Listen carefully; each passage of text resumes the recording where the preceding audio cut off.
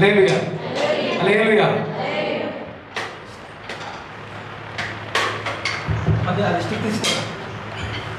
మరి 2 Sunday school message మనం విన్నాము.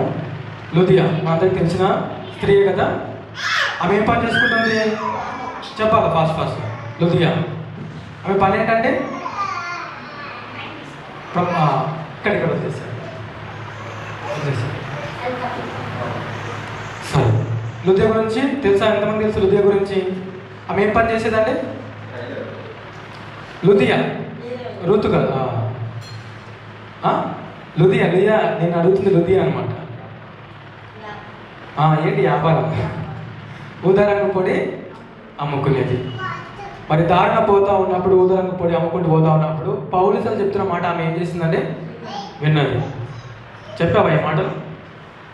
దుక్కువా?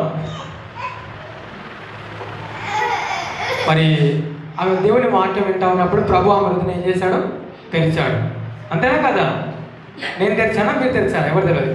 ఎవరు తెరిచారు? దేవుడు తెరిచాడు. ఆమె కుటుంబం ఏమైందంట? రక్షింపబడింది. మరి అదేవిధంగా అకుల్లా ఇక్కడ మీరు డిస్టర్బ్ చేద్దాం. మీరే చెప్పారు, మళ్ళీ వాళ్ళకి అర్థం కాలేదు. అకుల్లా ప్రిస్కుల్లా. ఇంకా మనం లాస్ట్ టైం 2 భార్య భర్తలను చూసుకున్నాం. చెప్తారా వారి పేర్లు? అననీయ, సఫీరా. వాళ్ళు ఏమయ్యారు? అబద్ధం మాట్లాడి చచ్చిపోయారు.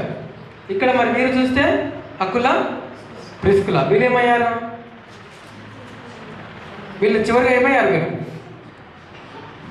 ఎవరు చెప్పు, నువ్వే చెప్పాలా? అర్థసాక్షులు అయ్యారు అంటే వాళ్ళు చనిపోయారు. డిఫరెన్స్ ఏంటి వీళ్ళకి? వాళ్ళేమో అబద్ధం మాట్లాడి మరణం తెచ్చుకున్నారు. వీరు సత్యమందు వీళ్ళు నిలబడి విజయం తెచ్చుకున్నారు. ఇప్పుడు ఎవరు సజీవ లెక్కలో ఉన్నారు? ఇద్దరిలో అకుల్లా ప్రిస్కుల్లా వారు ఇప్పుడు సజీవంగా ఉన్నారు. వాళ్ళు ఎక్కడ? దేవుని వద్ద. అవునంటారా కాదంటారా? ఎవడైతే తన ప్రాణాన్ని దక్కించుకుంటాడో వాడు దాన్ని పోగొట్టుకుంటాడు. ఎవరైతే నాన్న మీద తన ప్రాణాన్ని పోగొట్టుకుంటాడో వాడు దాన్ని దక్కించుకుంటాడు. అర్థమవుతుంది దేవుని మాటలు? మనం వాక్యంలోనికి వెళ్దాము.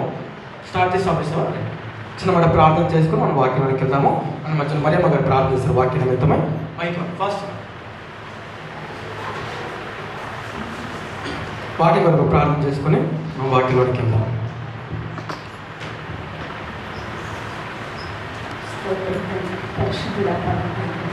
స్తోత్రం ప్రభువా.